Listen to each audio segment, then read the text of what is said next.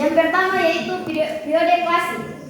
Periode klasik adalah perkembangan Islam pada abad 7 Masehi sampai dengan 12 Masehi.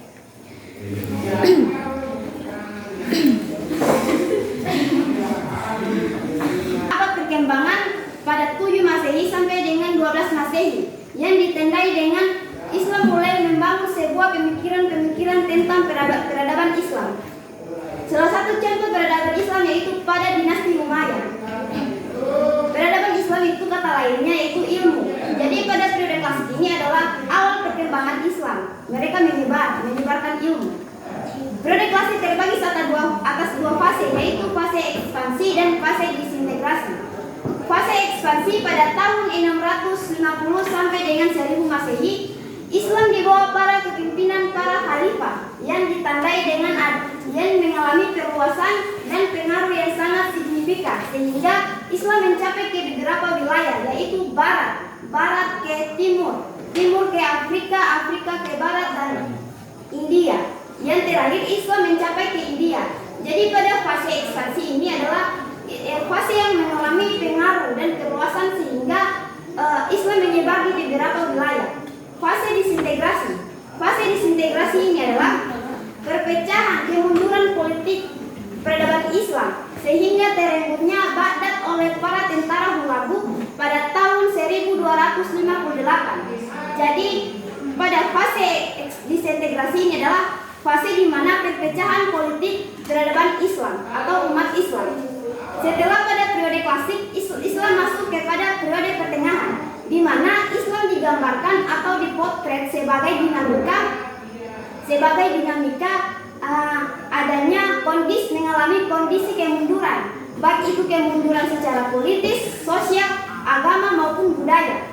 Periode pertengahan terbagi atas dua fase, yaitu fase kemunduran dan fase munculnya ketiga kerajaan besar.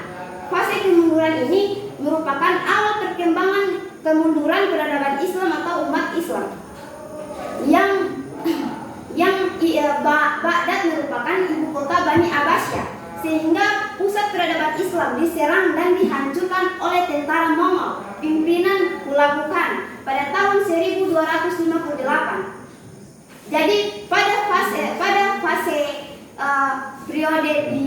fase kemunduran ini adalah awal pertama kemunduran peradaban Islam, sehingga Baghdad terenggutnya Baghdad oleh tentara Mongol.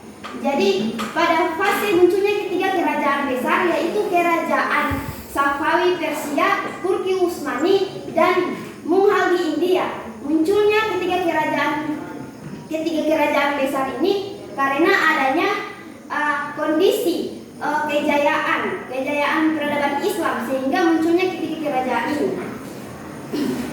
Setelah pada fase munculnya ketiga kerajaan ini ada dua fase, yaitu fase kemunduran pada tahun 1500 sampai dengan 1700 Masehi dan kemajuan pada kemunduran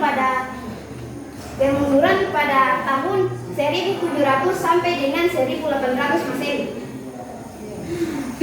Setelah periode pertengahan masuk ke periode modern, di mana pertama mulainya periode itu pada tahun 1800 Masehi, sehingga adanya salah satu bukti kejayaan Islam pada abad modern, yaitu adanya ilmu pengetahuan di India dan adanya ide pembaharuan di India dan Pakistan, dan juga ada ilmu pengetahuan di Arab, ilmu pengetahuan di Turki, dan pembaharuan kebudayaan. Jadi sampai di sini saja saya akan menjelaskan materi kita. Kalau kurang jelas bisa buka di internet. Assalamualaikum warahmatullahi wabarakatuh.